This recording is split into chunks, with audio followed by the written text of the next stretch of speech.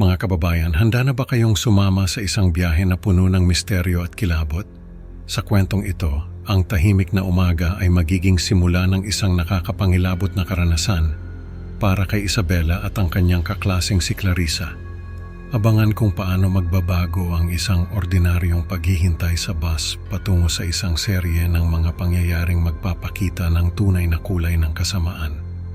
Huwag palampasin ang mga pahiwatig na mag-uugnay sa isang aksidente, isang lihim na plano, at isang nakakagimbal na pagtatapos na mag-iiwan sa inyo ng maraming tanong at pangamba. Sa isang tahimik na kanto ng probinsya, habang nag-aabang si Isabela sa hintayan ng bus, bumungad sa kanya ang pamilyar na amoy ng mainit na pandesal mula sa kalapit na panaderya. Suot ang kanyang unipormeng pang-eskwela at jacket, ramdam niya ang lamig ng madaling araw na lalo pang pinalamig ng hamog at ang ilaw ng poste na kumukurap-kurap, parang nagpaparamdam ng isang hindi maipaliwanag na misteryo. Habang kinakalikot ang kanyang lumang modelong cellphone, nag-text si Isabela kay Gabriel. Ang mga daliri ay nanginginig hindi lang sa lamig kundi pati na rin sa pag-aalala. Nasa school ka na ba? Ang tanong niya, ngunit walang tugon mula kay Gabriel. Hindi na ito bago kay Isabela kaya't hindi niya ito masyadong pinansin. Biglang may kakaibang ingay na narinig mula sa likuran ng hintayan ng bus. Lumingon si Isabela at doon niya nakita si Clarissa, ang kaklase niyang may kakaibang ikinikilos. Nakasuot ito ng manipis na blouse at palda, walang medyas o jacket, at ang buhok ay magulo.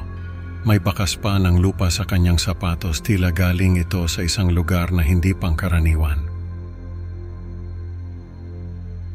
Nag-aalala, inalok ni Isabela si Clarissa ng kanyang spare coat. Tinanggap ito ni Clarissa na parang may hinanakit sa mundo. Habang iniaabot ang coat, napansin ni Isabela ang kakaibang tingin sa mata ni Clarissa. Yung tingin na parang may itinatagong lihim na maaaring hindi mo gustong malaman. Ano kaya ang lihim na itinatago ni Clarissa sa kanyang mga mata? Ang susunod na kabanata ay magbubunyag ng mas malalim na misteryo. Sa loob ng bus na puno ng usok at kwentuhan ng mga estudyante, nagkaroon ng pagkakataon sina Isabela at Clarissa na mag-usap. Sinabi ni Clarissa na walang pasok sa araw na iyon dahil sa isang hindi inaasahang pangyayari na may kinalaman sa paaralan. Nagtaka si Isabela dahil wala siyang natanggap na abiso mula sa kanilang eskwelahan. Inamin ni Clarissa na sadyang hindi niya sinabi kay Isabela ang tungkol sa walang pasok. Gusto niyang magkaroon sila ng pagkakataon na magkasama at ang kanyang mga mata ay nagliliwanag sa tuwa habang nakatingin kay Isabela. Pero ang ngiti ni Clarissa ay hindi umaabot sa kanyang mga mata na parang may itinatagong lungkot o galit. Biglang naputol ang kanilang usapan nang makatanggap si Isabela ng text mula kay Gabriel. Nasa school na ako, bakit wala ka pa? Ang tanong nito. Naguluhan si Isabela, ang kanyang noo ay kumunot. Paano nangyaring nasa eskwelahan na si Gabriel samantalang sinabi ni Clarissa na walang pasok? Ang pagkabalisa at pagkalito ay kumapit sa kanyang dibdib na parang malamig na kamay. Ang misteryo sa paligid ni Clarissa ay lalong lumalim. Ano nga ba ang totoong nangyayari? Ang kasunod na mga pangyayari ay tiyak na magdadala sa atin sa isang mas nakakakilabot na katotohanan. Sa simpleng sala ng bahay ni Isabela kung saan mga larawan ng kanyang pamilya at mga santo ang nakadisplay sa dingding, mainit na tinanggap ni Isabela si Clarissa. Gusto niyang magpakita ng kabaitan sa kaklase kahit pa may kakaibang nararamdaman siya. Halika Clarissa, magpainit ka muna dito, sabi ni Isabela habang inaabot ang isang tasa ng mainit na tsokolate. Nagpasalamat si Clarissa at habang sila'y nagiinuman, napansin ni Isabela ang pagbabago-bago ng ugali ng kanyang bisita. Minsan ay sobrang sweet, hinahaplos pa ang kamay niya. Tapos biglang magiging tahimik at parang ang lalim ng iniisip. Okay ka lang ba talaga, Clarissa? Tanong ni Isabela, hindi mapakali sa kinikilos ng kanyang kaklase. Nagduda si Isabela kaya naisipan niyang subukan si Clarissa. Pwede bang pakikuha yung lumang larawan sa itaas ng aparador sa kwarto ni Mama? Sabi niya, isang task na dapat ay mahirap para kay Clarissa kung hindi niya kabisado ang bahay. Pero parang magic, agad itong nakita ni Clarissa ang larawan. Ito ba yung sinasabi mo? Tanong ni Clarissa, pero may bahid ng pagkukunwari sa boses niya. Nang bumalik si Clarissa sa sala dala ang larawan, nagkaroon ng konting ginhawa si Isabela pero hindi pa rin niya maalis ang kaba sa dibdib niya. Ano ba talaga ang nangyayari dito? Habang nagkukwentuhan, biglang tumunog ang telepono ni Clarissa na may nakakahiyang ringtone, yung tipo ng kanta na hindi mo inaasahang maririnig sa ganitong sitwasyon. Ay sorry, kailangan ko na yatang umalis, sabi ni Clarissa, halatang nagmamadali. Nagset sila ng plano na magkita kinabukasan sa isang cafe sa bayan bago siya nagpaalam. Pagkaalis ni Clarissa, nagtry si Isabela na tawagan si Gabriel pero hindi ito sumasagot. At lalo siyang kinabahan nang mapansin niyang patay ang linya ng telepono sa kanilang bahay. Nakaupo siya sa sofa, nag-iisip ng susunod na hakbang nang biglang may lumabas sa TV. Breaking news, isang bus aksidente sa kalsada malapit sa inyo, sabi ng reporter.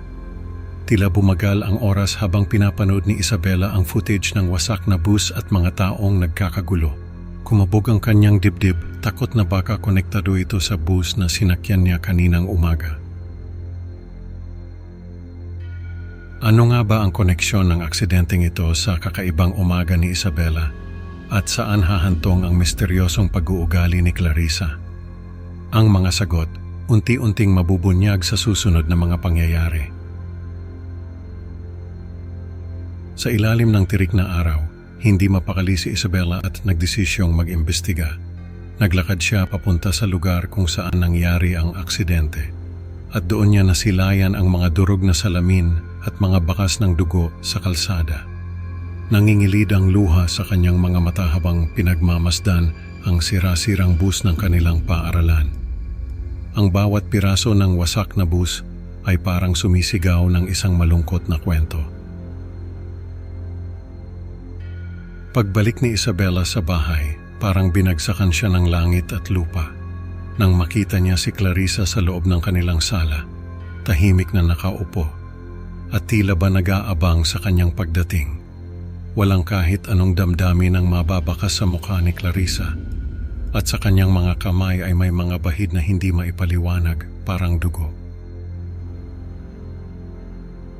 Walang paligoy-ligoy, inilahad ni Clarissa ang kanyang masamang balak. Sa tono ng boses na walang anumang damdamin, sinabi niya kung paano niya sinaktan ang mga kaibigan at pamilya ni Isabela.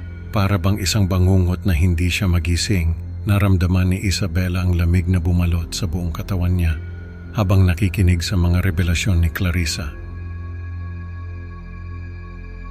Sa madilim na kusina, kung saan ang tanging liwanag ay nagmumula sa lumang lampara sa ibabaw ng mesa, naganap ang kanilang huling paghaharap. Ipinilit ni Clarissa ang isang baluktot na uri ng pakikisama kay Isabela. Hinahawakan ang kanyang mga kamay na tila hindi na niya ito pakakawalan. Ang kanyang mga salita puno ng pagmamahal, ngunit sa isang paraang hindi matanggap ng katinuan, ay lalong nagpabigat sa pakiramdam ni Isabela. Sa huli na naig si Clarissa, habang ipinahahayag niya ang kanyang pagmamahal sa isang paraang hindi maunawaan, naiwan si Isabela sa isang estado ng pagkabigla at takot. Ang kanyang mga mata, basang-basa ng luha, ay hindi makapaniwala sa nakakakilabot na katotohanang kanyang natuklasan. Ang huling eksena ay mag-iiwan sa atin sa isang nakakabinging katahimikan habang unti-unting lumalayo ang eksena kay Isabela na nakaupo sa sahig, yakap ang kanyang sarili, tanging ang takot ang kanyang kasama sa dilim na bumabalot sa kanilang tahanan. Ano na ang mangyayari kay Isabela? Ang katahimikang ito ay tila hudyat ng isa pang yugto ng kanyang bangungot. Mga ka-creepy Pinoy, natutunan natin na ang tunay na kasamaan ay minsan nakatago sa pinakamalapit sa atin. Salamat sa pakikinig. Huwag kalimutang mag-like at mag-subscribe para sa mas marami pang nakakatakot na kwento. Excited na kung makita kayo sa susunod na upload. At bago kayo matulog, mag-ingat, baka ang kasama mo sa kwarto ay may lihim din na itinatago. Good night at magdasal na hindi magkatotoo ang bangungot ni Isabela sa inyo.